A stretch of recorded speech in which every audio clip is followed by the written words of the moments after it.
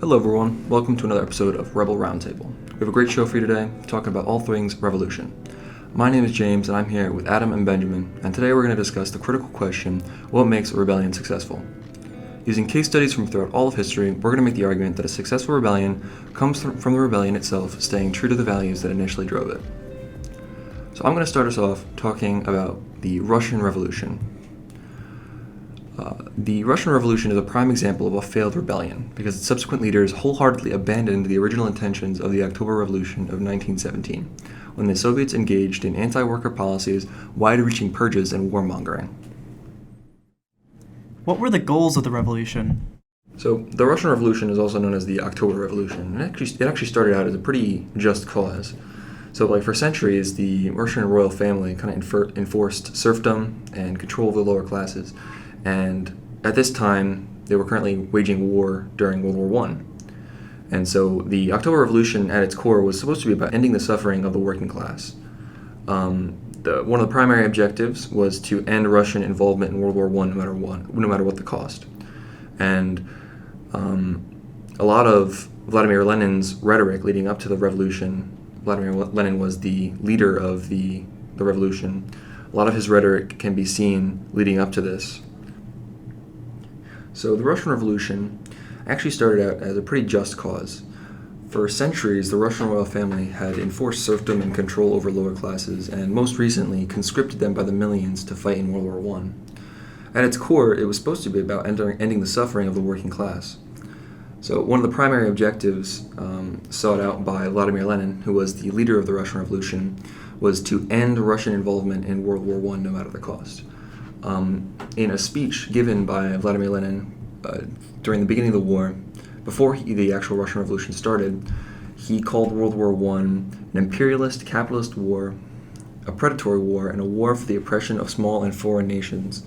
So essentially he's arguing strongly against this war that's happening and kind of painting it in such a negative light where it needs to end now. He also used the word comrades a lot. He preached unity within the revolutionary movement. And also, he asserted that if the Soviets did get control of all of Russia, they would essentially free all of the peasants that had been suffering for so long. So that, in essence, was the main goals of the revolution. What is the rhetoric being used by the overall revolution? Yeah, so again, he talked about the negativity of World War I and how, Russia should not be involved in this, how it's essentially just a war waged by aristocrats with the peasants and the serfs suffering at the cost of that. Using words like comrades and other expressions of unity kind of also helped to establish his rhetoric of a united force against the people in charge, which are the Russian Tsar at this point, and also just generally supporting the workers. That was mainly the rhetoric used. Would the rebellion be considered successful today? So in a retrospective modern view, you can kind of see, looking back at history, that the Russian Revolution actually ended up being a complete failure. Mainly by the fact that the Soviet Union doesn't exist anymore. It's a pretty clear indicator that something went wrong along the way. The Soviet Union dissolved in 1991.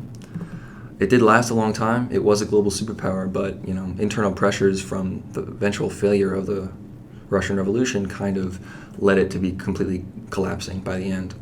So that's a pretty clear indicator of it not being successful.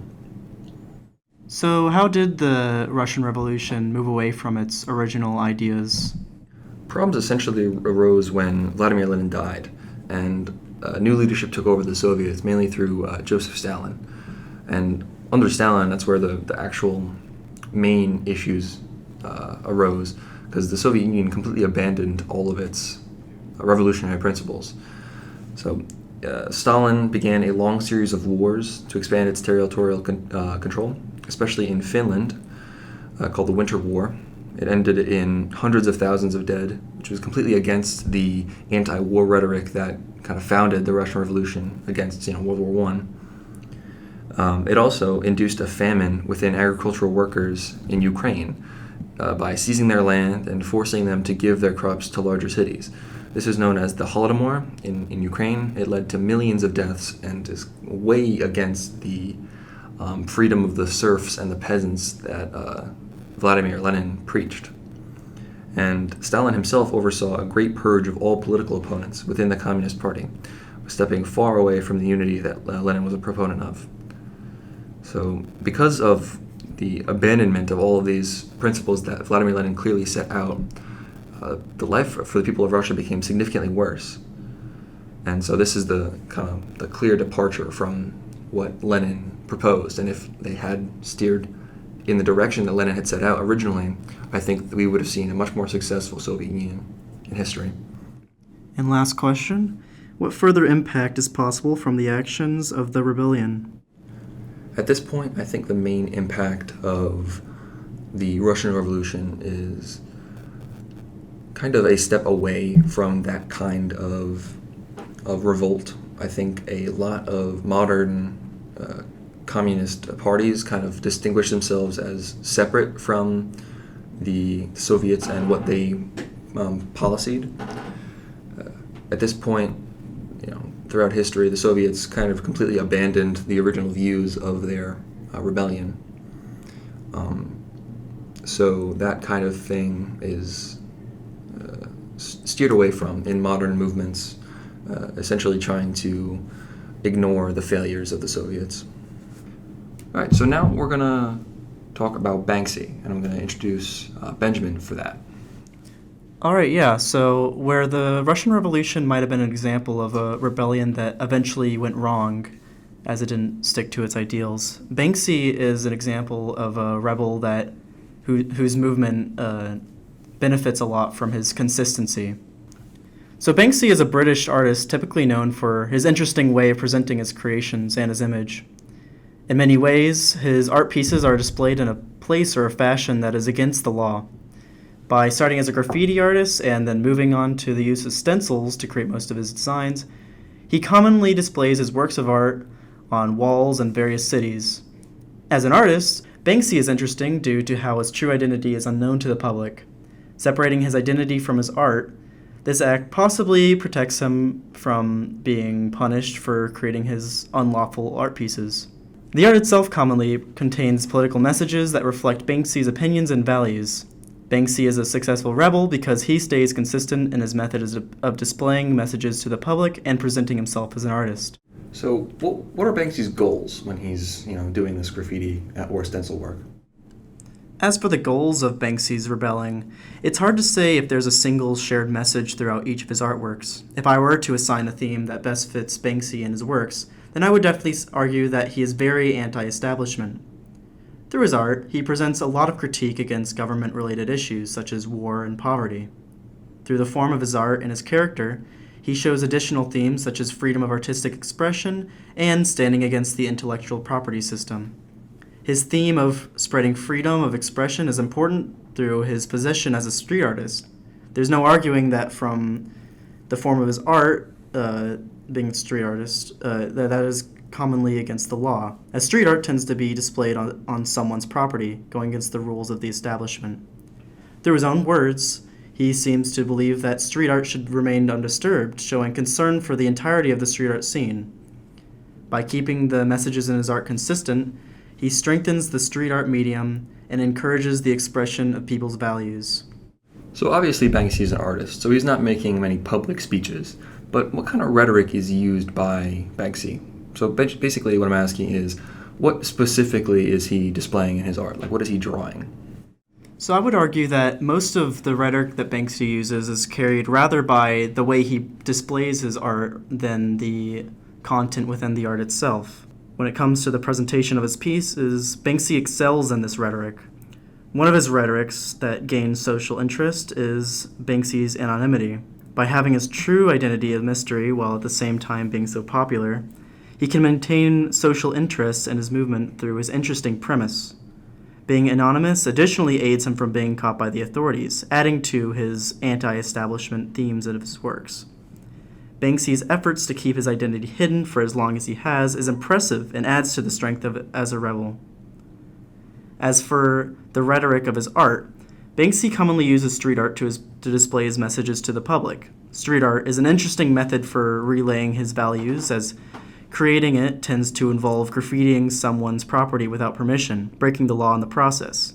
Through this, the meaning of his artworks is enhanced by the greater lengths that he has to go through to display his messages, those lengths being how long he needs to evade getting caught by authorities throughout the entirety of the process of creating the art pieces. Just like his anonymity, the fact that he has gone throughout his entire career without being punished for his acts is impressive and adds to the strength of the movement. As seen in Banksy's rhetoric, it's clear that by being consistent in his methods for his actions, Banksy's movement has continued in its success. So would Banksy be considered successful? So why or why not? Like, what has he actually accomplished through this? As his movement is still ongoing, Banksy's campaign has changed the scene of political discussion through art, as well as just changed art in general. Through the impacts and professional messages shared through his street art, he has shown how useful street art can be for expressing one's political opinions. With the popularity that his movement gathered, I have no doubt that he has inspired people to become street artists themselves, to create works that critique the status quo of their society. As freedom and anti-establishment are some of the values that Banksy fights for in his movement, the inspiration for other street artists to follow in his footsteps is great success for him. His perseverance and continuing his iconic style of art has allowed for the growth of street art and the success of his movement. What further impact is possible from the actions of Banksy? Well, there are still many opportunities for Banksy to create art critiquing the world. Banksy is not new to anti-war pieces, so I could see him creating art against major modern conflicts and placing the art in those cities that have a lot of influence over conflicts. Whether these places have public support for the conflicts or has direct influence on the fueling for them. Banksy's pieces have not been limited to being located in one place, so he can display artworks in important cities across the world. By continuing his movement in his typical style, he can continue to influence the world and increase interest and support for his movement. All right, thank you, Benjamin. Now we're moving on to talking about Martin Luther and the Protestant Reformation. So, Adam, do you want to take it away with that? Sure. So, for some background information, Martin Luther was born in 1483 in Germany, and at the time this was part of the Holy Roman Empire. And his father was a pretty wealthy businessman, which gave him access to education for a lot longer than most normal people would have it at the time. And so this led him to becoming a member of the clergy as his form of higher education in life. When he went into seminary and after he became ordained a priest was when he really started to question the motives and actions of the church and notice their corruption. What were the goals of Martin Luther's rebellion or revolution? Yeah, so Martin Luther saw that the church was starting to sell what they call indulgences, which is essentially a free pass into heaven. And he didn't like that members of the church were using this as a way to just gain money.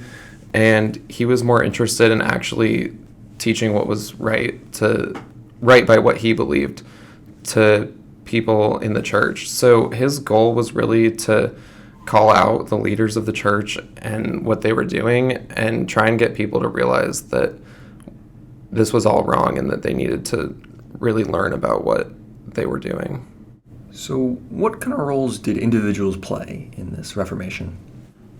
Initially, Luther brought up his concerns to the local bishop, but after that, he went straight to the Pope, who at the time was Leo X. He didn't get the response he wanted out of this, so he wrote up what is now known as the 95 Theses and posted them on the door of a church. These included a lot of criticisms of the church as well as teachings that he believed to be true. These theses were what led to him being excommunicated in 1521 and also being declared an outlaw by the Diet of Worms. This meant that he could be killed and no one would be punished for doing so. Would Martin Luther's work be considered successful today? I would say that his rebellion was successful because after he was excommunicated and ran away, he began to translate the Bible from Greek into German so that regular people could read it. This led to him also starting his own denomination of Christianity, which was Lutheranism. This denomination is the first separate denomination from Catholicism that we know today, and really began to kickstart all of the other denominations that we see in modern Christianity. What further impact is possible from the Protestant Reformation? I'm not sure how much further impact there is today, just because the Catholic Church has cleaned up its actions, and while it has other issues, the issues that Martin Luther brought up have been fixed and resolved. And as for other Christian denominations, they still continue to be formed, but it hasn't created such a big divide as it did back then. Thanks for those excellent points about the Martin Luther and the Protestant Reformation. So there you have it, guys. That is what makes a rebellion successful, always staying true to your values.